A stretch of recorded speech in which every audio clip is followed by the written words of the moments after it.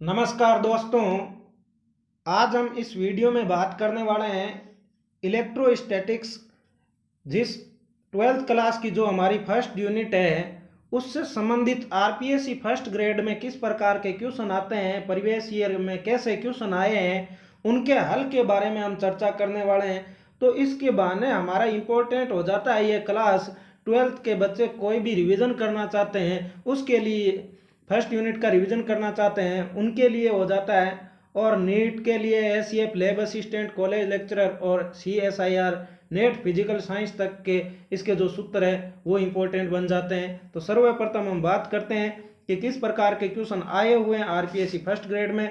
तो ये हमारा क्वेश्चन नंबर 9 2011 में आया हुआ है। देखते हैं ये क्वेश्चन क्या कहता है। ये कह रहा है कि एक संधारित्र का विभवांतर 15 वोल्ट से 30 वोल्ट बढ़ाने के लिए डब्ल्यू कार्य किया जाता है। तो यानी किया गया जो कार्य होता है वो संधारित्र के अंदर संचित ऊर्जा के रूप में होता है। तो 15 वोल्ट से 30 वोल्ट तक बढ़ाने में कार्य डब्ल्यू आपको जब निकालना पड़ेगा तो 1/2 CV² से याद रखो C2, यानी C सेम रहेगा, CV² माइनस का 1/2 CV1 का स्क्वायर कर देंगे, क्योंकि सेम ही कैपेसिटर है तो धारिता चेंज नहीं होने वाली है। डब्ल्यू कार्य इसी संधारित्र को विभवांतर 30 से 60 किया जाता है। यानी दूसरी कंडीशन हमारे पास में W1 की बात करें और ये W2 की बात करें तो पहले वाले में डब्ल्यू कार्य, दूसरी में 1/2 C और V1, और उसके बाद में हमारे पास में V2 का स्क्वायर माइनस का 1/2 CV1 का स्क्वायर हो जाएगा। कहने का तात्पर्य ये सूत्र थोड़ा सा बड़ा, जैसे ही हम इसको बटा में लेंगे, जैसे ही हमने क्या किया इसको हल किया तो W1/W2 करेंगे तो 1/2 कैंसिल हो जाएगा, C कैंसिल हो जाएगा। और यदि हम इसके रेशियो की बात करें तो हमारे पास में क्या आएगा, W1/W2 बराबर V2² माइनस V1² बटा V2² माइनस V1², यानी डैश कंडीशन लगा दो पहली कंडीशन में। तो अब यदि हम इसको हल करें तो पहला कार्य W, दूसरी कंडीशन में W2 मुझे ज्ञात करना है, यानी 30 से 15 तो 30 का स्क्वायर माइनस 15 का स्क्वायर बटा यह हो जाएगा 60 से 30 तो ज़्यादा 60 का स्क्वायर माइनस 30 का स्क्वायर।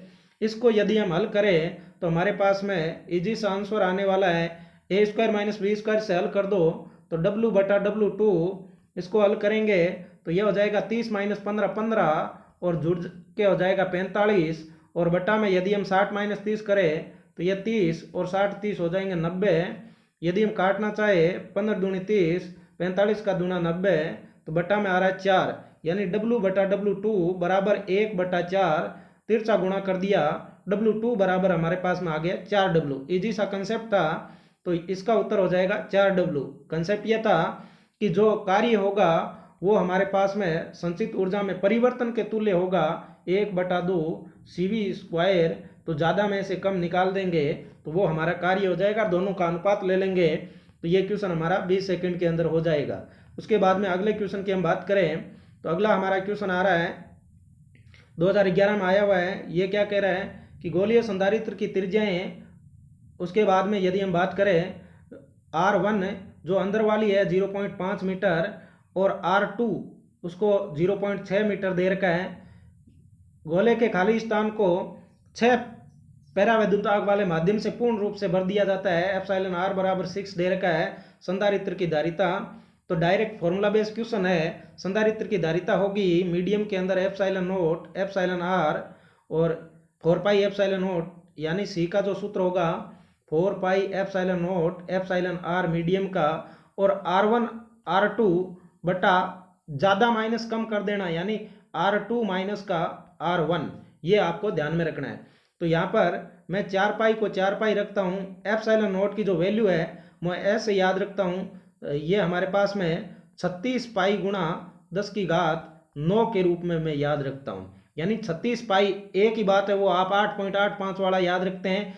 देखो कैसे हम इसको याद रखते हैं, क्योंकि 1/4πε0 बराबर होता है हमारा 9 गुणा 10⁹। इसी को यदि आप एडजस्टमेंट करें तो ये बटा में लेके 36π गुणा 10⁹ हो जाता है।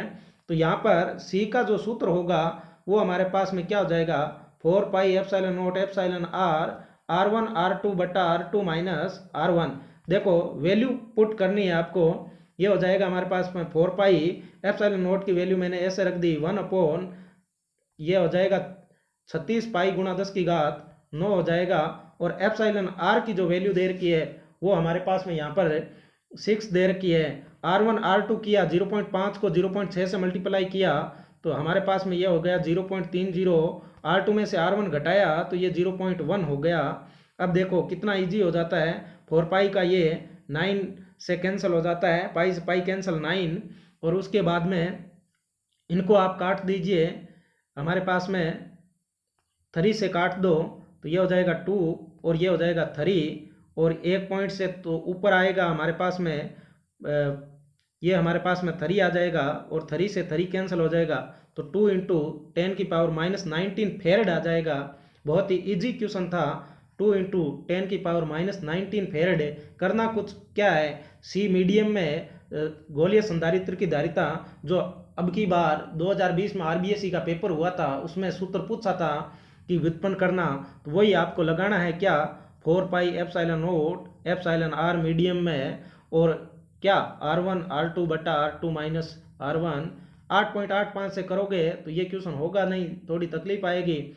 एप्सिलॉन नोट का मान 1 अपॉन ये 36 pi into 10 to the power 9 वाला आपको ध्यान में रखना है।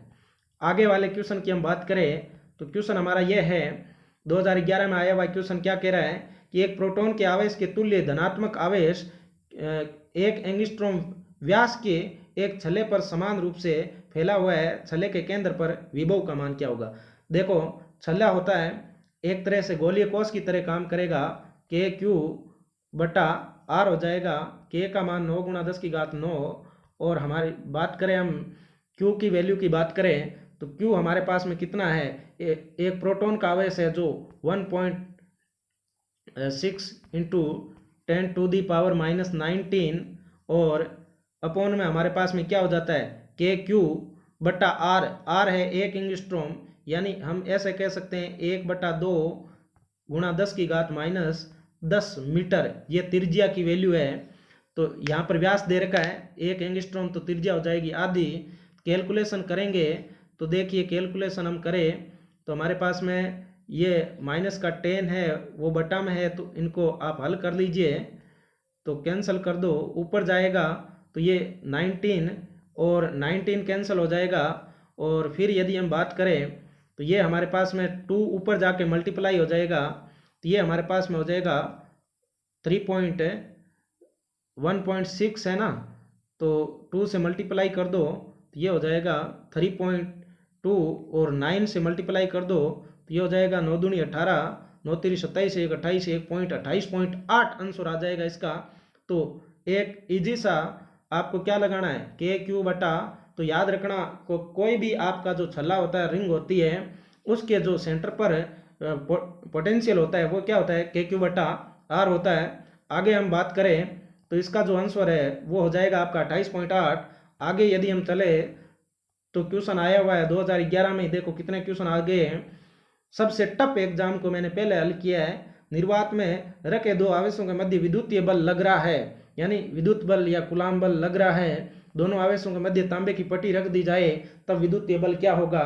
तो हम जानते हैं एफ मीडियम जब भी आपका निकालना हो तो एफ निर्वात बटा एप्सिलॉन आर की जो पट्टिका आप रखते हो वो होता है, यानी एप्सिलॉन आर को हम परिभाषित भी करते हैं निर्वात में लग रहा बल बटा माध्यम में लग रहा बल। तो 12th क्लास का इजी सा फॉर्मूला आपने लगाया, तो यहाँ आपको दे रखा है चाहे कितना ही लगो एफ नॉट मान लेते हैं, लेकिन आपको ध्यान में रखना है कि एप्सिलॉन आर जो किसी भी 2 आवेशों के मध्य तांबे की पट्टी यानी कोई चालक रख दिया जाता है उसका अनंत होता है और 1/अनंत 0 हो जाता है, तो उन आवेशों के मध्य कोई बल कार्य नहीं होगा, तो शून्य आंसर हो जाएगा।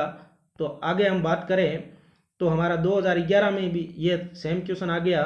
फिर हम बात करें 2013 में आए हुए क्वेश्चन की, तो ये निम्न समूह की, यानी ये आपको एक चित्र दिया गया है, इस समूह की आपको तुल्य धारिता बतानी है। तो देखिए ये 10 और 5 कैसे हैं, 10 और 5 सीरीज में है, तो ये प्रतिरोध वालों का उल्टा होता है, तो हम C1 C2 करके 10 गुणा 5 बटा 10 प्लस 5, और उसके बाद में जैसे ही ये हमारे दो सीरीज में है, इनका परिणाम ही निकालेंगे। वो 4 वाले के क्या हो जाएगा, वो 4 वाले के हो जाएगा समांतर क्रम में, तो C1 + C2 लगा देंगे। बहुत ही ईजी क्वेश्चन है।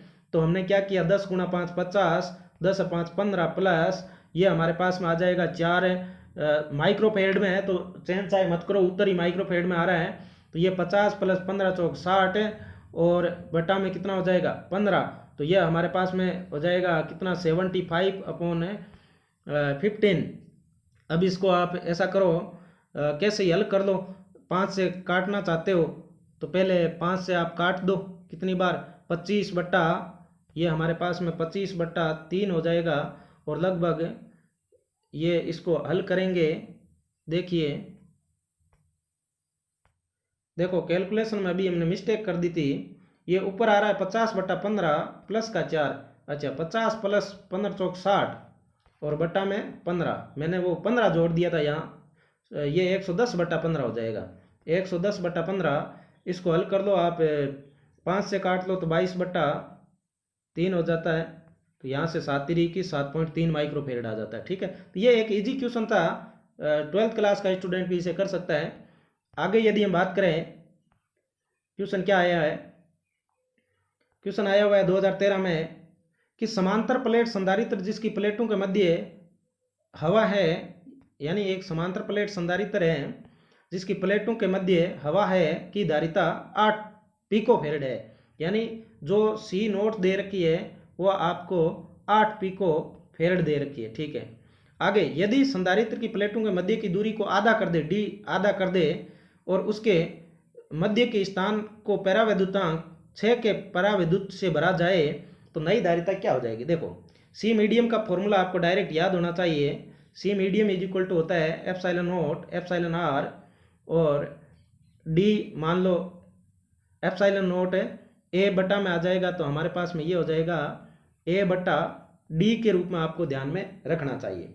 ठीक है, तो ये सूत्र होता है ε0 A/D के रूप में। अब देखो ε0 सेम रखना है, तो हमारे पास में हमने क्या किया, ε0 को सेम रख दिया, ε0 εr की जगह हमने कितना कर दिया, ये 6 कर दिया, और एरिया वही रख रहा है।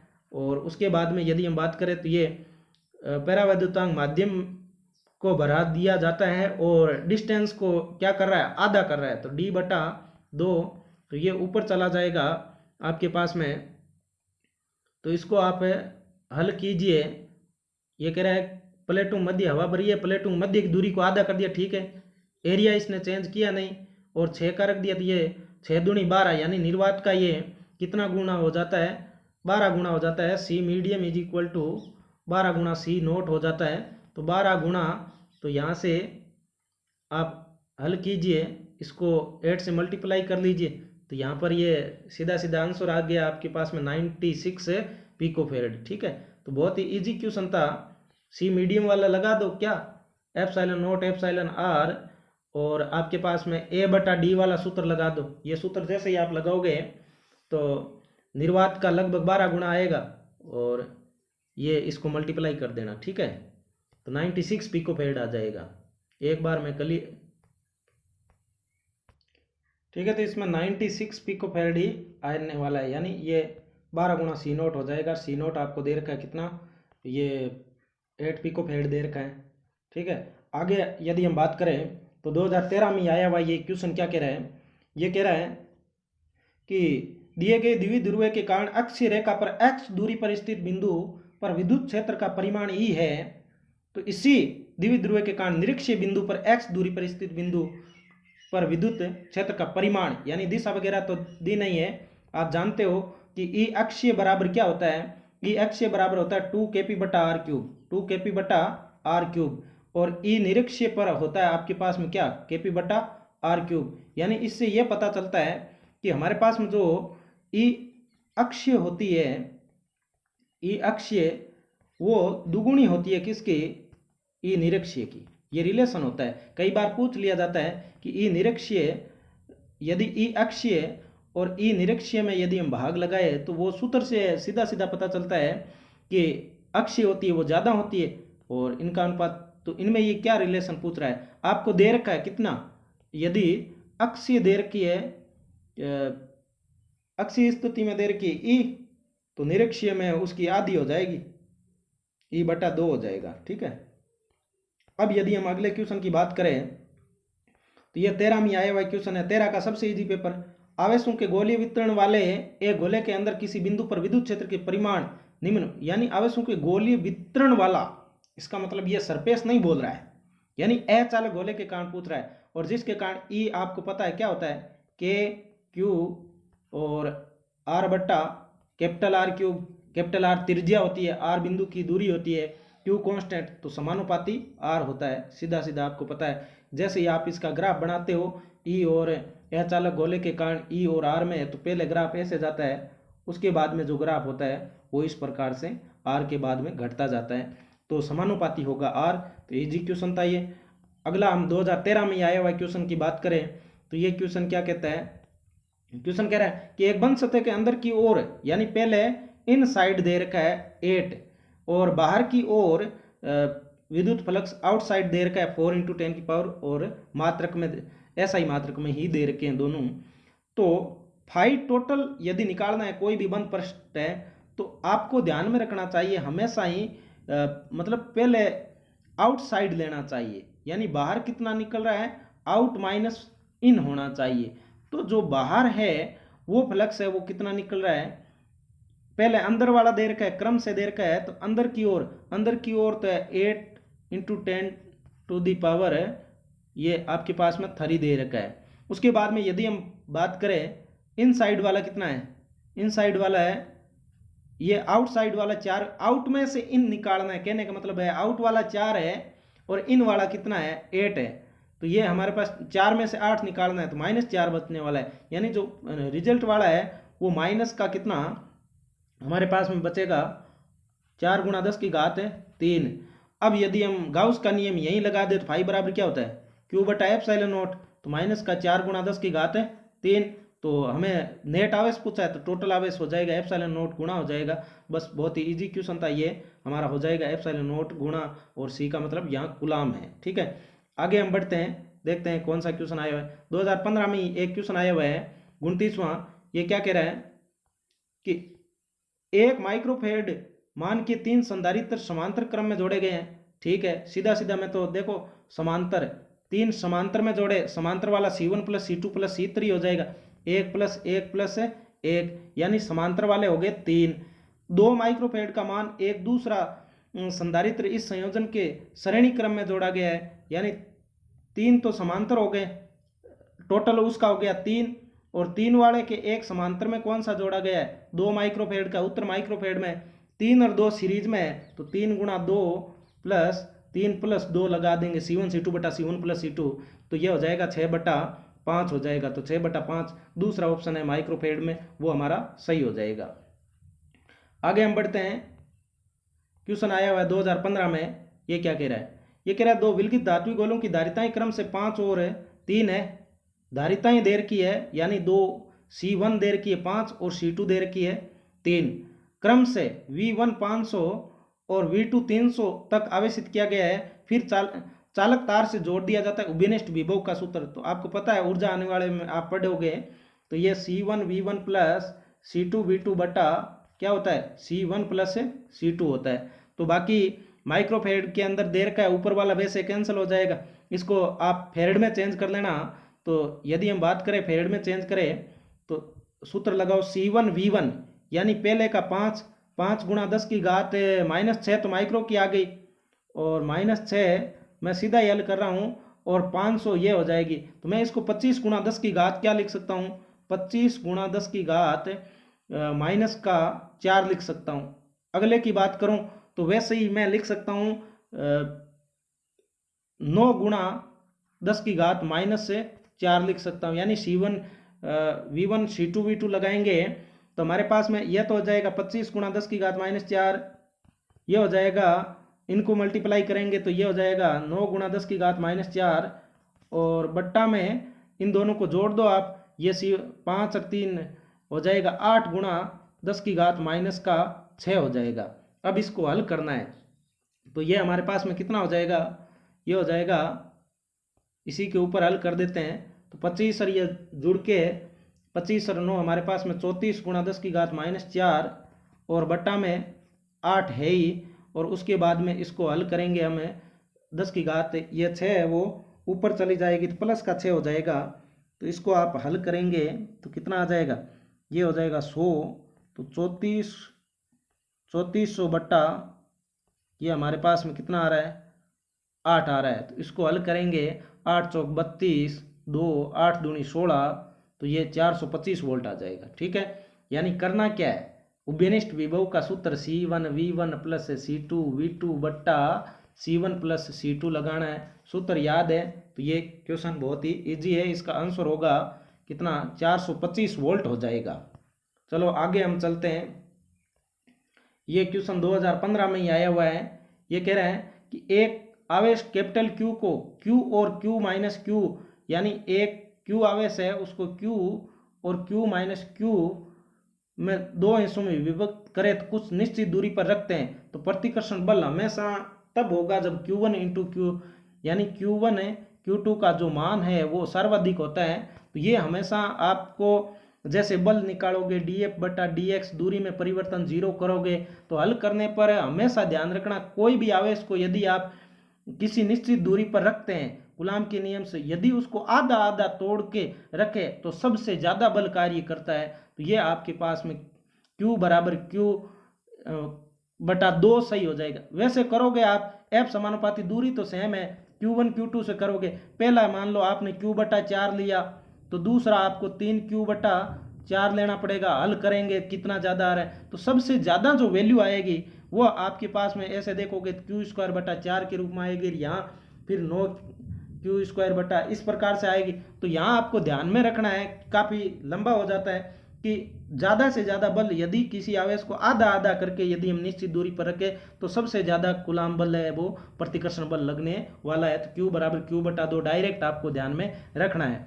उसके बाद में यदि हम बात करें तो यही 2015 का क्वेश्चन है 26वां। देखिए ये कह रहे हैं एक क्षेत्र में धनात्मक x दिशा की ओर समान विद्युत क्षेत्र है, यानी ये x दिशा की ओर कोई समान विद्युत क्षेत्र है, ये प्लस x दिखा दिया।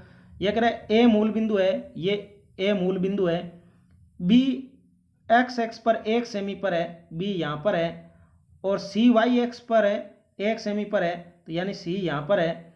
तो सेमी पर बिंदु है तो बिंदु a और b और c पर विभव होगा।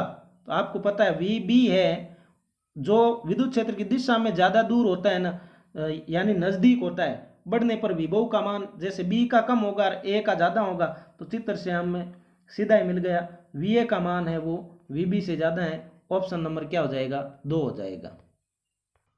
देखिए ये क्वेश्चन इस कंसेप्ट पर आधारित है कि यदि आपके पास में कोई एक समान विद्युत क्षेत्र है, जैसे मान लो ये कोई एक समान विद्युत क्षेत्र है, एक बिंदु A यहाँ है, B यहाँ है और C यहाँ है, और विद्युत क्षेत्र की दिशा S है, तो C का जो विभव है वो सबसे ज़्यादा होगा। विभव का मतलब अनंत से बिंदु तक लाने में किया गया कार्य, तो जितना बिंदु है वो विद्युत क्षेत्र की दिशा के विपरीत ओर से यानी दूर होगा उतना ही ज़्यादा हो जाएगा। तो ये कंसेप्ट आप जानते हो, यानी स्रोत आवेश के जो कहीं से कहीं तो बल रेखाएं उत्पन्न हुई होगी, तो स्रोत आवेश के बिंदु जो नज़दीक होगा उसका विभव सबसे ज़्यादा होगा। इस कंसेप्ट पर आपको ध्यान में रखना है।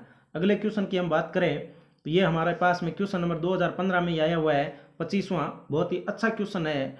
ये देखिए क्या कह रहा है कि ए भुजा के एक वर्ग के तीनों कोनों पर Q कूलाम के 3 आवेश रखे हुए हैं, चौथे कोने पर विद्युत क्षेत्र की तीव्रता का परिमाण आपको ज्ञात करना है। बहुत ही इजी क्वेश्चन है। ये क्या कह रहा है कि एक कोई वर्ग है और इस पर आवेश क्या रखे हुए हैं, Q कूलाम के 3 आवेश रखे हुए हैं। चौथा ये शीर्ष है जहां पर आपको क्या ज्ञात करनी है, विद्युत क्षेत्र की परिणामी है वो तीव्रता इस पर ज्ञात करनी है। तो इसको हमने मिलाया, इसके कारण आपके पास में यदि ये जो भुजा होती है वर्ग का विकर्ण √2 गुणा भुजा होगा, तो इसके कारण जैसे मान लो इस आवेश की बात करें तो इसके कारण KQ बटा R से याद करो, ये हो जाएगा KQ और R स्क्वायर तो 2A स्क्वायर, यानी इस आवेश के कारण ये हो गई।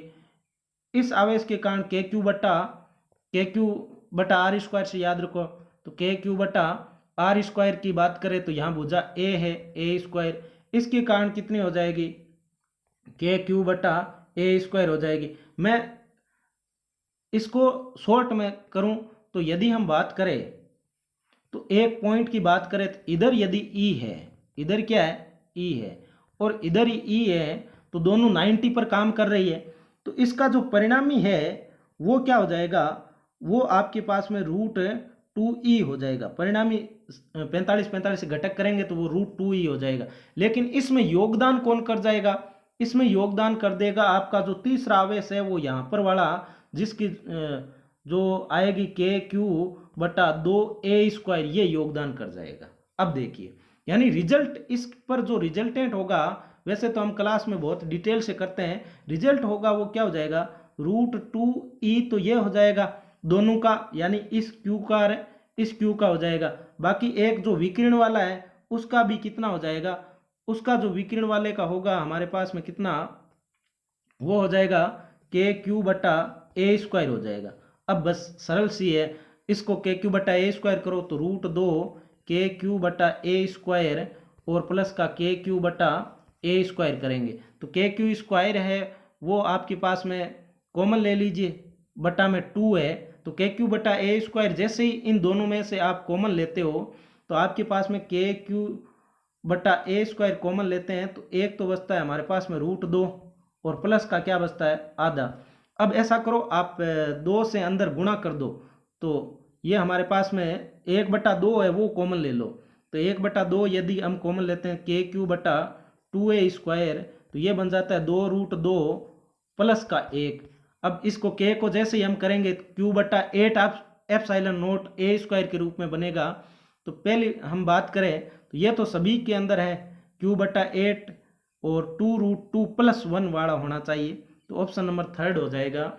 यानी करने में स्क्रीन छोटी है तो मैं समझाने का बस प्रयास कर रहा हूं कि 2 के कारण ई होगा, ई सीधा सीधा निकाल दो, और तीसरे का जो परिणामी होगा वो हमारे पास में क्या हो जाएगा, √2e, तो ये हो जाएगा जो भुजा पर है, और विकिरण वाले का क्या हो जाएगा, KQ/2a² हो जाएगा, और इसका √2 गुणा KQ/a² हो जाएगा। तो इन दोनों को थोड़ा सा हल करेंगे तो हमारे पास में आंसर कौन सा हो जाएगा, ये बल के रूप में भी ध्यान रखना, वहां Q² आने वाला है, तो ये तीसरा ऑप्शन राइट हो जाएगा।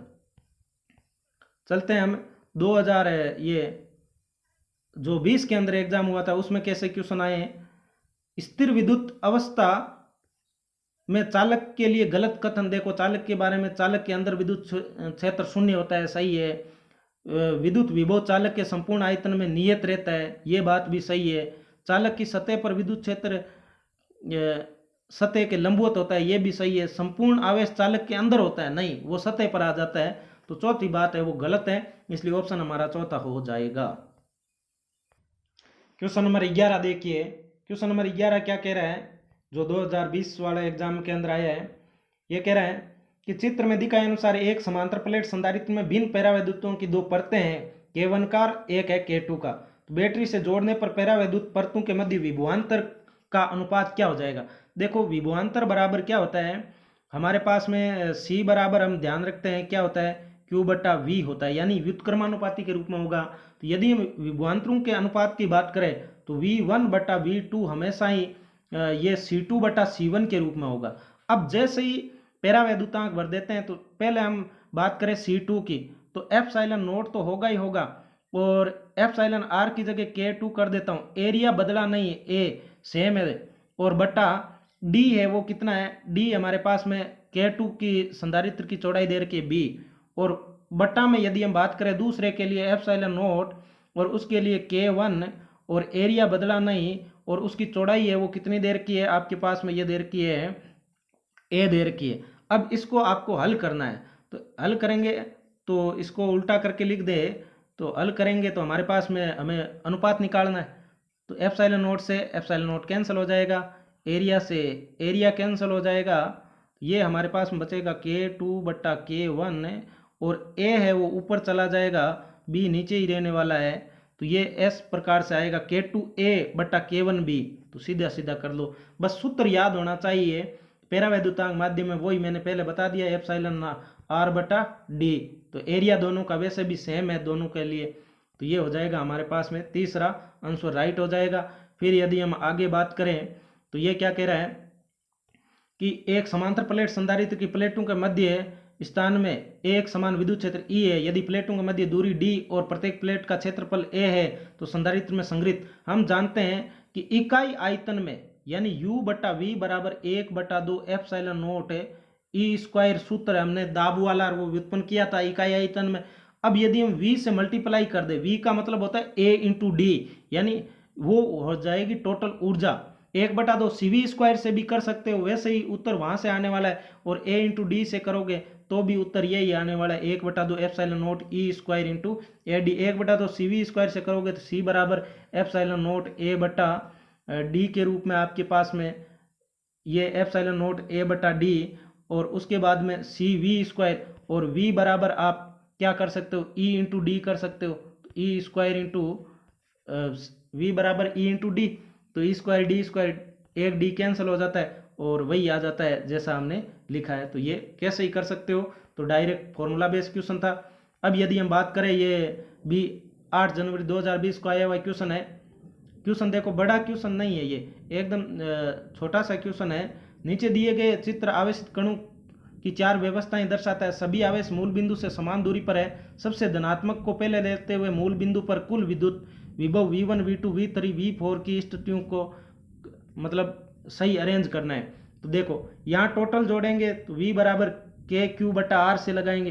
पहले टोटल आवेश निकाल देते हैं, टोटल परिणामी आवेश यहाँ कितना बच रहा है -7, यानी तरीके से करोगे थोड़ा सा बड़ा हो जाएगा, दोनों को जोड़ेंगे तो यहाँ पर -7 KQ बटा डिस्टेंस A मानते हो तो वैसे आने वाला है। यहाँ बात करें तो यहाँ तो -7 बच रहा है आवेश की बात करें, और यहाँ माइनस का कितना बच रहा है 5, और यहाँ पर टोटल ये हो रहा है माइनस का कितना, सारे माइनस के ही हैं, 2 और 2 4 6, माइनस का 9, और यहाँ पर कितना बच रहा है, यदि हम 11 में से 3 निकाल दे तो ये -8। अब देखो सबसे ज़्यादा यदि हम बात करें तो -5 है वो वैल्यू, देखा जाए तो वो पॉजिटिव के ज़्यादा नज़दीक है, तो -5 वाला सबसे ज़्यादा, यहाँ देखें तो -5 ज़्यादा है। उसके बाद में ये V2 हो जाएगा, V1 फिर -7 फिर V4 हो जाएगा, तो तीसरा ऑप्शन है वो क्या हो जाएगा, राइट हो जाएगा। ठीक है, तो अब यदि हम सिलेबस की बात करें तो आज हम सूत्र पढ़ने वाले हैं कौन से, यहाँ पर हमारे फर्स्ट ग्रेड में सिलेबस के 2 टॉपिक आज हम कवर करने वाले हैं। रे ऑप्टिक्स बाद में करेंगे। आज किताब के अकॉर्डिंग देखा जाए तो इलेक्ट्रोस्टैटिक्स के जितने भी टॉपिक है वो कवर कर रहे हैं सूत्रों में, और कैपेसिटेंस वाले हैं वो मैंने स्तर वैद्युतिकी के अंदर ही लिए हैं दोनों को। ठीक है, तो देखते हैं सूत्र क्या है। तो इलेक्ट्रोस्टैटिक्स के जो मेन वैल्यू है वो आपको ध्यान में रखना है। आवेश का जो एसआई मात्रक होता है वो हमारा कूलाम होता है। सीजीएस मात्रक स्टेट कूलाम होता है ईएसयू, जिसे हम फ्रैंकलिन भी कहते हैं। 1 कूलाम बराबर 3 × 10⁻9 ईएसयू बराबर 3 × 10⁻9 फ्रैंकलिन। एक ही बात है, माइक्रो कूलाम हो तो 10⁻6 करो, नैनो हो तो 10⁻9 करो, पीको की जगह 10⁻12 करो। तो ये वैल्यू चेंज करते हैं। एब कूलाम या इलेक्ट्रोमैग्नेटिक यूनिट होती है वो 10 कूलाम होते हैं। 3 × 10⁻10 ईएसयू के बराबर होता है। आवेश का सबसे बड़ा जो मात्रक होता है वो हमारे पास में क्या होता है, फैराडे होता है, 96,500 कूलाम होता है। उसके बाद में हम कूलाम के नियम की बात करें तो F बराबर K Q1 Q2 बटा R स्क्वायर होता है। K की वैल्यू की बात करें तो 9 × 10⁻9 न्यूटन इंटू मीटर स्क्वायर पर कूलाम स्क्वायर होता है। और जो K की जो सीजीएस में मात्रक होता है वो हमारे पास में 1 डाइन पर सेमी स्क्वायर बटा ESU का स्क्वायर होता है। फिर यदि हम एप्सिलॉन नॉट की बात करें तो एप्सिलॉन नॉट की वैल्यू एसआई पद्धति में तो ये होती है 1/36 पाई × 10⁻9, याद रखो, या 8.85 × 10⁻12 कूलाम स्क्वायर पर न्यूटन इंटू मीटर स्क्वायर। या एप्सिलॉन नॉट सीजीएस में 1 हो जाता है, K बराबर 1, तो यहाँ यानी K बराबर 1/4 पाई एप्सिलॉन 1 K बराबर हम क्या लिख सकते हैं, K बराबर है 1/4 पाई एप्सिलॉन नॉट। तो यहाँ एप्सिलॉन नॉट की वैल्यू सीजीएस में 1/4 पाई याद रखते हैं। ठीक है, आगे हम बात करें एप्सिलॉन नॉट की विमा मात्रक से, ये हमारे पास में आवेश की विमा क्या हो जाती है, AT, तो AT का स्क्वायर, बल की M1 L1 T-2 L2 लगाने से M-1 L-3 T4 A2। और ये जो मात्रक है देखो, फेड पर मीटर पूछा जा सकता है, किसका मात्रक होता है, फेड पर मीटर होता है, वो हमारे एप्सिलॉन नॉट का ही मात्रक होता है। पैरावैद्युतांक एप्सिलॉन आर को हम परिभाषित कैसे करते हैं, तो तो एप्सिलॉन आर को परिभाषित करते हैं निर्वात में बल बटा माध्यम में बल, और थोड़ा हल करते हैं तो ये निर्वात की माध्यम की विद्युतशीलता एप्सिलॉन बटा निर्वात की विद्युतशीलता एप्सिलॉन नोट आ जाता है। तो ये इस पर क्वेश्चन आपका आया हुआ है। और यदि धातु की बात करें तो एप्सिलॉन आर होता है वो अनंत होता है, और जल का होता है वो 80 होता है। पैरावैद्युतांक रखने से बल एप्सिलॉन आर गुना कम हो जाता है। यदि एप्सिलॉन आर की और टी मोटाई का हो, एप्सिलॉन आर का पैरावैद्युतांक टी मोटाई का हो, तो प्रभावी लंबाई जो बटा में के Q1 Q2 बटा आर डैश स्क्वायर करेंगे तो वहां आर डैश की वैल्यू जो प्रभावी लंबाई हो जाती है वो आपको ध्यान में रखना है। आर माइनस टी प्लस का टी यहाँ पर रूट में एप्सिलॉन है, और ये वैल्यू आपको ध्यान में रखनी है। अब यदि आपसे पूछा जाए कि Q और Q आवेश है, और तो इसकी जगह कौन सा मध्य में एक आवेश रखे, यानी मिड पॉइंट में एक ऐसा कौन सा आवेश यदि हम रखें ताकि इन पर लगने वाला जो बल है वो जीरो हो जाए, तो हमेशा ही ऐसी कंडीशन में माइनस का Q बटा 4 आवेश रखेंगे तो हो जाएगा। यदि आपको एक संभव त्रिभुज दे रखा हो और पूछा जाए कि एक जो आपके एक शीर्ष पर परिणामी बल होगा √3 KQ बटा ए स्क्वायर हो जाएगा, सेंटर पर एप है वो 0 हो जाएगा, ऐसा क्वेश्चन आया हुआ है। यदि आपको पूछा जाए कि Q आवेश एक वर्ग पर रख दिए हैं और आपको उसका परिणामी एक शीर्ष पर निकालना हो, तो उसका सूत्र हमेशा ही ध्यान में रखिए, क्या KQ स्क्वायर बटा ए स्क्वायर 1 प्लस का 2√2, ये आपको ध्यान में रखना है। ठीक है। अब यदि हम आगे बात करें, अभी हमने वो तीव्रता वाला हल किया तो उसको शॉर्ट में हमने या ये याद रख लो, बल और तीव्रता में केवल KQ बटा 2a स्क्वायर हो जाएगा। ये बातें आपको ध्यान में रखनी है। अब सीधा सीधा कभी कभी पूछा जा सकता है, अब कैलकुलेशन करो ज़्यादा टाइम, दो इलेक्ट्रॉनों के मध्य गुरुत्वाकर्षण बल और विद्युत बल का अनुपात पूछे तो ध्यान रखना, गुरुत्वाकर्षण ऊपर है और विद्युत बल नीचे है तो 10 की घात -43, और विद्युत बटा गुरुत्वाकर्षण पूछे तो 10 की घात 43, और इलेक्ट्रॉन और प्रोटॉन में 10 की घात -39। और पहले गुरुत्वाकर्षण निकालो फिर विद्युत बल, और प्रोटॉन की बात करें तो ये हमारे पास में हो जाता है 10 की घात -36। फिर एक कंसेप्ट होता है दो आवेशों के मध्य लगने वाला बल तीसरे आवेश की उपस्थिति पर निर्भर नहीं करता है। इसके अकॉर्डिंग हम बहुत सारे क्वेश्चन करते हैं। बिंदु आवेश के कारण बात करें, E बराबर होता है KQ बटा R स्क्वायर, जबकि V बराबर होता है KQ बटा R। पॉजिटिव के कारण बल रेखाएं बाहर की ओर, नेगेटिव के कारण बल रेखाएं अंदर की ओर। और वलय पर बात करें तो V बराबर होता है KQ बटा कैपिटल R, जिस पर क्वेश्चन 2011 में आया हुआ है। द्विध्रुव के कारण की बात करें तो द्विध्रुव आघूर्ण P बराबर 2AQ होता है, मात्रक होता है कूलम इंटू मीटर, CGS में होता है डीबाई, और एक डीबाई की वैल्यू आपको ध्यान में रखनी है 3.3 गुणा 10 की घात -23 कूलम इंटू मीटर। ठीक है। फिर यदि हम बात करें तो एक विद्युत द्विध्रुव के कारण किसी थीटा पर आप अक्षीय निरक्षीय निकालते रहना, जैसे थीटा बराबर 0 करोगे 2kp बटा R³ आ जाएगा, थीटा बराबर 90 करोगे तो kp बटा R³ आ जाएगा। तो ये आप बस करते रहना इसके अकॉर्डिंग। तो थीटा पोजीशन पर E होता है KP बटा R³ कोष्टक में 1 प्लस का 3 कोस स्क्वायर है थीटा, ये हर एक के लिए लागू होगा। जैसे द्विध्रुव में होता है थीटा पर V बराबर KP कोस थीटा बटा R स्क्वायर, इसमें बटा में R³ आ रहा है E के कारण, और यहाँ आ रहा है R स्क्वायर, ये बात। और जो द्विध्रुव आघूर्ण की दिशा होती है वो माइनस आवेश से प्लस की ओर होती है। E अक्षीय और निरक्षीय में संबंध होता है, E अक्षीय बराबर होता है 2 गुणा E निरक्षीय। ये 2013 में इस पर क्वेश्चन आ चुका है।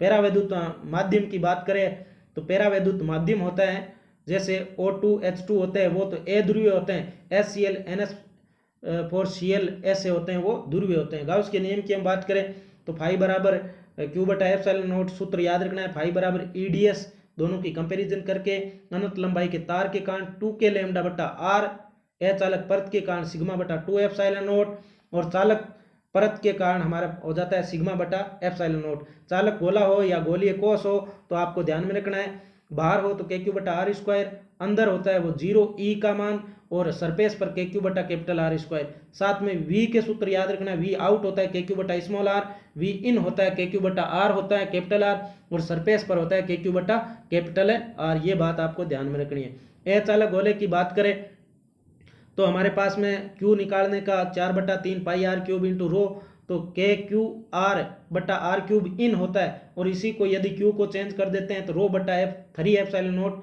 Small r। आउट की बात करें तो माइनस का KQ ये बराबर KQ बटा R स्क्वायर, और इसको चेंज करें तो रो बटा 3 एप्सिलॉन नॉट कैपिटल आर का क्यूब बटा स्मॉल आर स्क्वायर, और ये सरफेस पर के क्यूब बटा कैपिटल आर हो जाता है। यहाँ पर हमारे पास में कितना आ जाता है, ये आ जाता है रो बटा 3 एप्सिलॉन नॉट इंटू आर। तो ये सूत्र है वो आपको ध्यान में रखने हैं। उसके बाद में विद्युत बल रेखाएं बंद वक्र नहीं बनाती है, प्लस से शुरू होती है माइनस पे खत्म हो जाती है, एक दूसरे को काटती नहीं, ये प्रॉपर्टी आपको ध्यान में रखनी है।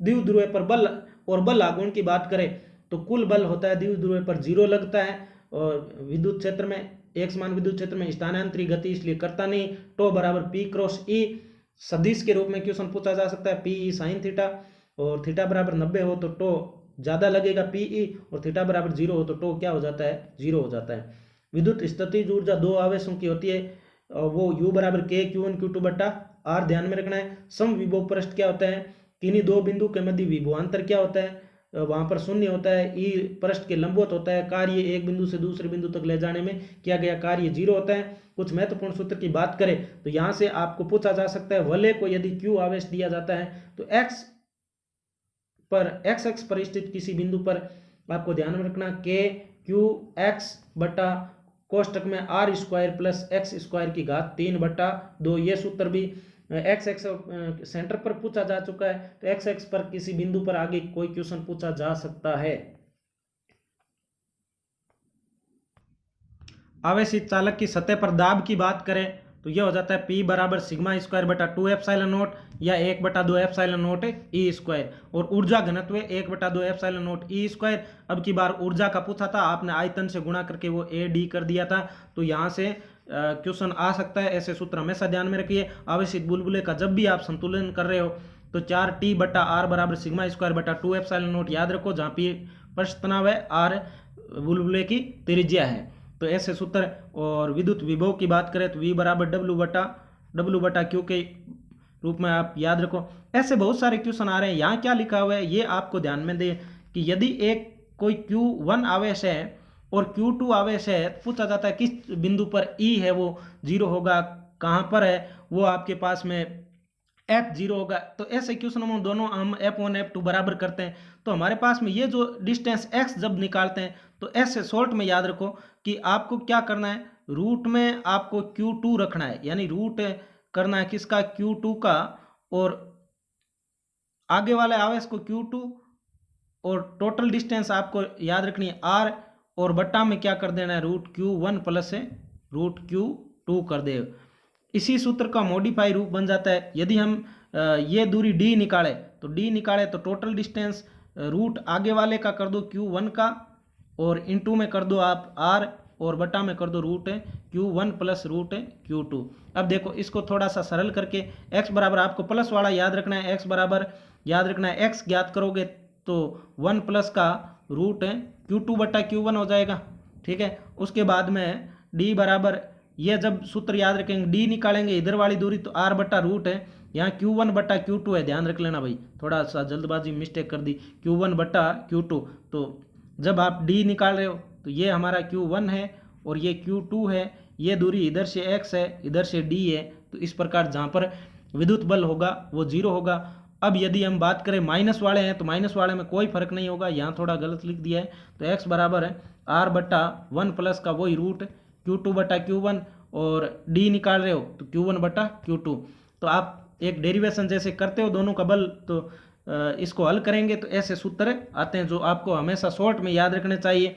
अब यदि हम बात करें कि एक प्लस का है एक माइनस का, और जो बिंदु है वो बाहर हो, तो x बराबर ध्यान रखना R बटा Q1 बटा Q2 का मापांक लेके माइनस का 1 कर देना। यदि कोई द्रव्य में ठोस वस्तु डुबाते हैं तो गुरुत्वीय त्वरण का मान है वो थोड़ा कम हो जाता है, G डैश बराबर G1 माइनस द्रव्य का घनत्व बटा ठोस का घनत्व, और E बराबर हम जानते हैं माइनस का ग्रेडियंट V होता है। ऐसे कोई क्वेश्चन आ सकते हैं। और अचालक के अंदर जो सूत्र आपको ध्यान में रखना है वो होता है KQ3 capital R square minus small r square बटा 2r क्यूब, हमेशा ध्यान में रखिए।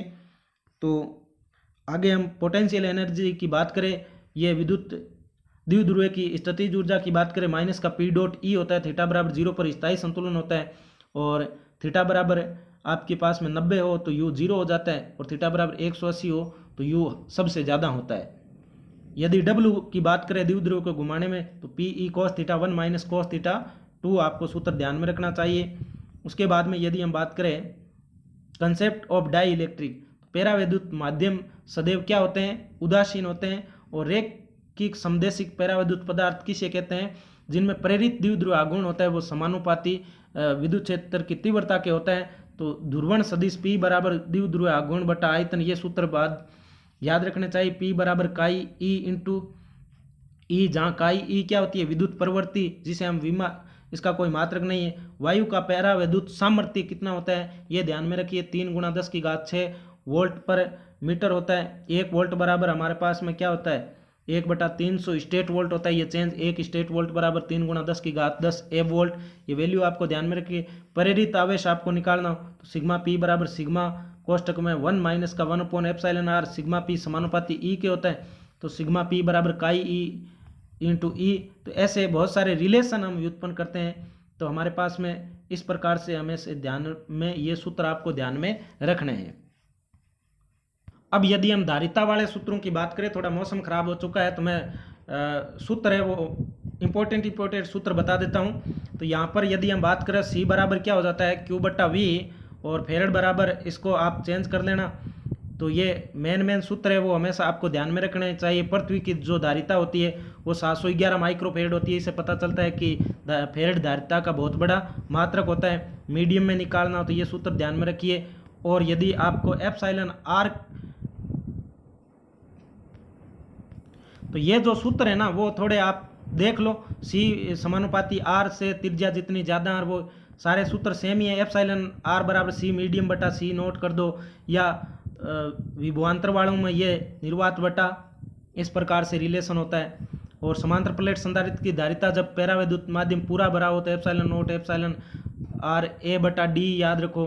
अब जब T मोटाई का ध्यान भरा हुआ हो तो आपको C बराबर ध्यान में रखना है ε0 A/d माइनस का T कोष्टक में 1 माइनस का 1/ε/r। यदि अलग अलग T मोटाई का भरा हुआ हो तो C बराबर ε0 D माइनस का T1 प्लस T2 Tn, और यहाँ प्लस का T1 बटा ε/r1 प्लस का T2 बटा ε/r2। इनकी जो PDF है इसका लिंक डिस्क्रिप्शन में वैसे ही अवेलेबल है, आप देख लो। और इस प्रकार से अलग अलग भरे हुए होना तो वो हमेशा सीरीज में माने जाते हैं। सीरीज में आपको ध्यान में रखना है, जब आप तुल्य धारिता तो 1/C1 plus C2 plus 1/C3 वाला सूत्र आपको ध्यान में रखना चाहिए। और यदि इस प्रकार से A1 A2 अलग अलग हो तब आपको ध्यान में रखना चाहिए वो पैरेलल कॉम्बिनेशन माना जाता है, और उसमें C1 plus C2 plus C3 होता है। समांतर क्रम में कैपेसिटर, तो प्रत्येक संधारित्र पर Q अलग अलग होता है, और समांतर क्रम में Q अलग अलग और V समान होता है। तो CP बराबर ये सूत्र आता है। और N एक समान हो तो CP बराबर NC, और श्रेणी क्रम संयोजन हो तो Q तो होता है समान और V होता है उन पर अलग अलग। तो ये सीरीज में आपको 1/CS बराबर ये सूत्र याद रखना है। दो संधारित्रों के लिए शॉर्ट में C1 C2 बटा C1 प्लस C2 लगा देते हैं। इस पर बार बार क्वेश्चन आ रहा है। संधारित्र में संचित ऊर्जा U बराबर 1/2 CV² बराबर 1/2 QV हो बराबर 1/2 Q² बटा C हो। तो आधी ऊर्जा का उत्सर्जन उष्मा के रूप में हो जाता है। इसका मतलब यदि संधारित्र को हम QV ऊर्जा देते हैं किसी सेल से, तो आधी ऊर्जा है वो उष्मा के रूप में खपत हो जाती है। दो संधारित्रों को जोड़ने पर V बराबर C1 V1 plus C2 V2 बटा C1 प्लस है, C2 ध्यान में रखना है। और आवेशों का जो अनुपात होगा वह C1 बटा C2 में, विभवांतर का हो जाएगा C2 बटा C1 में। ये ऊर्जा हानि का सूत्र आपको ध्यान में रखना है। आगे हम बात करेंगे करंट इलेक्ट्रिसिटी के बारे में। कमेंट बॉक्स में मुझे बताइए ये किस प्रकार से वीडियोज़ आपको लग रहे हैं।